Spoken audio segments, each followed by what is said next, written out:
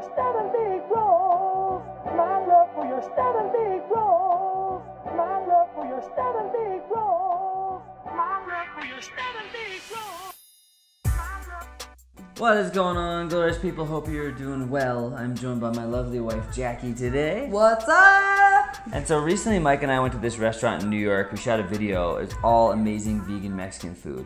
But we didn't get to learn how to make it. More importantly, we didn't get to teach you guys. So today I'm joined by my wife, Jackie, who is vegan, to show you the epic ways of vegan Mexican food. Are you guys even ready for this? Because this is some serious Mexican magic. Whoosh. Mexican food is great too because we did a lot of things like, you know, there's a cashew sauce, like a cashew cream sauce, cashew crema, fake cheese, and all these things. But it's not like we're not using all kinds of weird fake meats and stuff. We're making them, you know, with whole ingredients. And there's none of those like fillers that make you get the runs or any other problems or bloating or whatever. This is just like good, wholesome, epic food. Amazing and part of this also, we started our own channel called Feed the Change, which is all vegan and gluten-free food. Jackie has celiac disease, so we travel around the world teaching people how to eat really well. Just amazing food, all plant-based stuff. So if you're into the plant-based world, vegan, gluten-free, whatever, click the link below. And just having a good life, because that's what it's really about, guys. Yeah, let's not kid ourselves. Speaking of good life, we're doing pretty good today.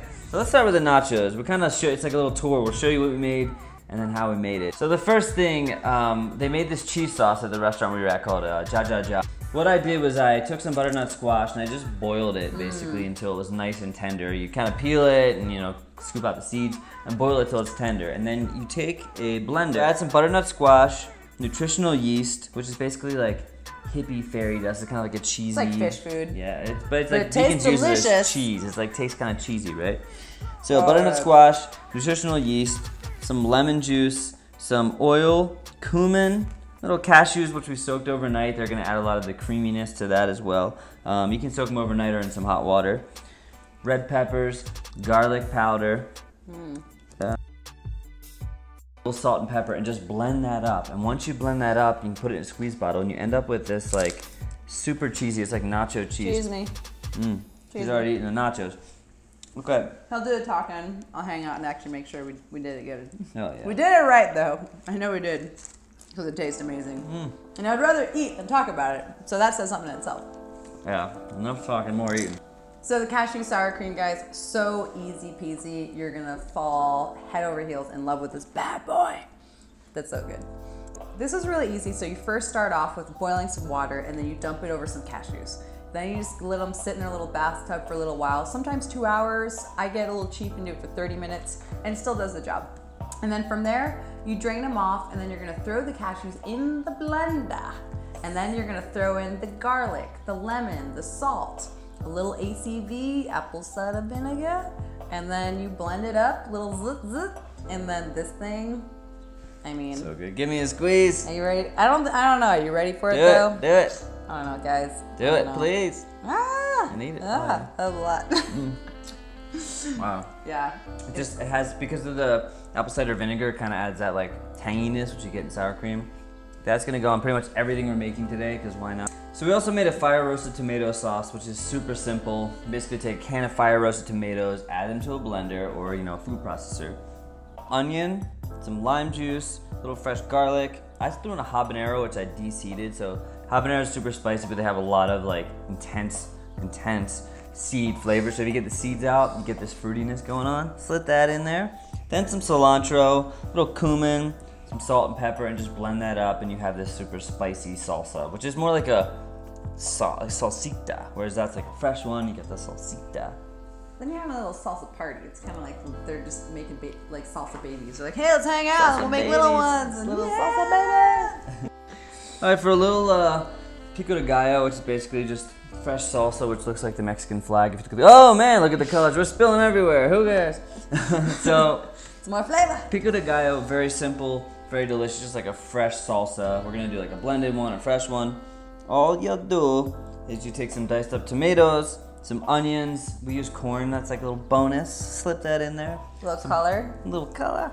Some jalapenos, cilantro, lime juice, and salt. And things like lime juice and jalapenos and cilantro in so many Mexican dishes. Same with cumin. So you're gonna see a lot of like repeat ingredients, which is great because you can buy a lot and make all sorts of different stuff. And that's gonna go, of course, on the nachos. So back to the guac, back to the guac. All right, we're back in the game, guys. So the guac game is hardcore these days. It's made with a little bit of mashed avocado. Any kind of avocado you got, just be friendly with it. Take a fork, put it in a bowl, take it out of its little coffin. Thing, yeah, it's kind of like a coffin shell. Kind of looks like it, right? I don't know. You guys tell me. And then you just mash it up with a fork. You don't need fancy utensils. Josh is amazing. He usually just rips avocados in half and just squeezes all the green gunk out of them.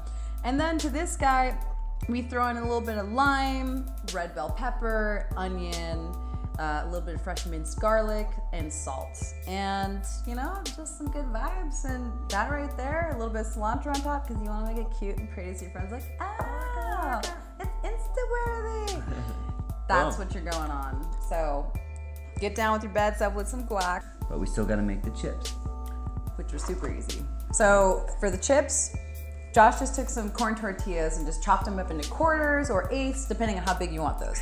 So if you want extra big chipperonis, then come a little bigger. If you want a little smaller, come a little smaller. like these guys. And then, douse them in a little shower of avocado oil. Whatever oil you got. Normally you would be, people tend to deep fry the chips, but we discovered that if you just add some oil to them and throw them in like an oven at 350, 400 degrees, you bake them up and kazing.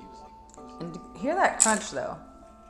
Like that's legit, guys, and that's at home. So much cheaper. Like think about it. You buy a bag of corn tortillas, make sure it's stone ground because then it really tastes good. So you want to do the Mexican nachos justice. And then, you know, for $1.29, you get like 30 or 60 little tortillas. You make so many chips when instead you're paying $5-6 a bag for corn chips. Like, forget about it. It's malarkey. So much better. And a lot of people think you have to fry them, but you can just bake them and you can add any sprinkle seasonings you want on. So good. Once the guac is ready, we just build the nachos. So we took our nachos and I didn't necessarily make enough chips, so I took some from a bag too, but obviously that's just because we had a million things to make. So you take the chips, lay them down. We used our butternut cheese sauce, squeeze that all around, add some beans, and then more chips, because you gotta build the layers. If you just put it all on top, you're gonna get all these chips that don't have any friends going on down here. It's kind of like you're building Rome, right? It's literally building Rome, but Rome fell apart on us, which is okay in this case. So then more sauce goes down, more beans, and at that point we add some fresh salsa, some guac, some of the sour cream sauce, cilantro, kind of, you know how it is with nachos, whatever you want. But the most important part is eating them. All right, jackfruit tacos. So a lot of times in vegan food, there's all these weird vegan meat substitutes, and we probably tried them all. Some are good, some are absolutely horrible. But what we mostly focus on is finding vegetables and nuts and seeds and kind of mimicking meat without actually being meat, because it can be even better. Jackfruit, if you don't know what it is, it's this beautiful fruit that grows in Asia and Mexico. So you can get it ripe and it's a fruit and it's delicious, tastes like juicy fruit or something. But if you get it young, you can get it in a can. They have this green jackfruit. And you want to take that and kind of shred it up in your hands, right? I took the jackfruit, I added some apple cider vinegar, a little bit of canned tomatoes, some cumin, some oil, some salt and pepper, and then just why not, I added some BGBQ, which if you do want to buy some, click the link below. It's the spice blend that we make that basically turns anything into delicious barbecue. Get the oven on 400, put it on a baking sheet and just bake that for about 30-40 minutes, depending on like how well your oven works and what it looks like. But halfway through I kind of mix it around, and then you end up with this sort of delicious, it looks like chicken, right? To that, so we got all our toppings and stuff ready. All we have to do is make the tortillas. Very simple. You take some masa, which is used to make tortillas. It's like a corn flour, not a regular, don't use like your standard cornmeal. This is specifically called masa. And you take the masa and you mix it with water. You can add a little bit of salt and some oil and let that sit. You kind of make it into this dough, and you don't want it to be too sticky, but you don't want it to be too dry either. So you kind of mix it together, you make this beautiful dough, let that sit, and then all you do is you take little balls of the masa. You can use a tortilla press. We actually took some Ziploc bags, right? Cut them up, it's a cool little trick. Put them on tortilla press. If you don't have a tortilla press, you can just like press down with a pan or a plate. Or a book. Or your hand. Great. Yeah, your hand, you can kind of form them depending on what you're doing. But we have the cool tortilla press, we throw it in there, boom, tortillas come out, and then just cook them on a cast iron with no oil. It's very important. You don't use the oil. I wanted the oil, but he was right. He's keeping it classic. Like we could fry them later, but basically you get these beautiful tortillas, and then you You know, you cook them up, you let them steam, but hanging out together, and then we make our little taco. Quesadilla. What's your quesadilla? Dilla. So quesadilla was super easy. We just used the same masa harina. We made it a little bit bigger, and then we threw a little avocado oil on a medium hot pan. Let it simmer. Let the oil slip around a little bit. Throw down the quesadilla shell right there, and then we took some Daya cheese, and we used cheddar, right? Yeah, which I actually haven't tried yet, but I am a huge fan of Daya when we don't have time or don't have ingredients or we're on the road. Daya's freaking epic. So we threw that down, and then Daya's, if you don't know, it's like a vegan cheese that we made all our own vegan cheeses, but that was one thing. We'll leave it to, yeah, why not? It's our favorite cheese. If you're gonna get one vegan cheese, go for it. Yeah, it is a good one, guys. And then from there, just threw down the beautiful portobellos with the bell peppers. Which we basically just fried in a pan. Took some onions, red peppers, and portobellos, and just fried them up in a pan until they were delicious. And then we just threw it back on top, threw him in his little back in his little house, and then waited till it was like really crispy and green. I'd always just kind of keep checking up because I like it when it's all melty. I hate it when I get a piece of cheese in there that's like kind of just never met his life. And then afterwards, you know, just threw on some fresh avocado. Honestly, guys, you can throw anything you want on here. Get creative, get crazy. You could do a Vietnamese, Mexican. If you want us to do that, comment below. We will do some epic. Just add everything on top and you're gonna have a good time. This guy, he knows. So. All right, last and final thing. Corn, street corn. This is street corn, which you see a lot in Mexico, of course, on the street. There's corn in almost everything, but they take fresh corn and they grill it up and they char it. So we did exactly that. We basically took corn, a little bit of oil, and just threw it right in the grill. And then Beso made all these amazing little things. Queso, is that what's coming? So we just took our cashew crema, and you guys already know how to make that now. And then I just kind of gently just sort of caressed it, and I just took a little spoon and I gave it a little shower. And then I took, which I don't see here, the same crema, I blended up a little bit of adobo. Chipotle and adobo. And then I took the almond parmesancito, which is, guys. How'd you make it? You gotta tell them. So I took the mini bullet and then I threw in the almonds, probably about like a cup or a handful, like a hand measure. And then I threw in some nutritional yeast, a lot of garlic powder, grounded, and some salt. And then I just let it blend. This will make you love corn. It just changes the entire world of game. Thank you guys so much for watching this video. If you want, again, subscribe to our channel, which is all vegan, gluten-free food. Feed the change. Click on that below. More vegan recipes to come in the world. But vegan Mexican food is... No words. It's the truth.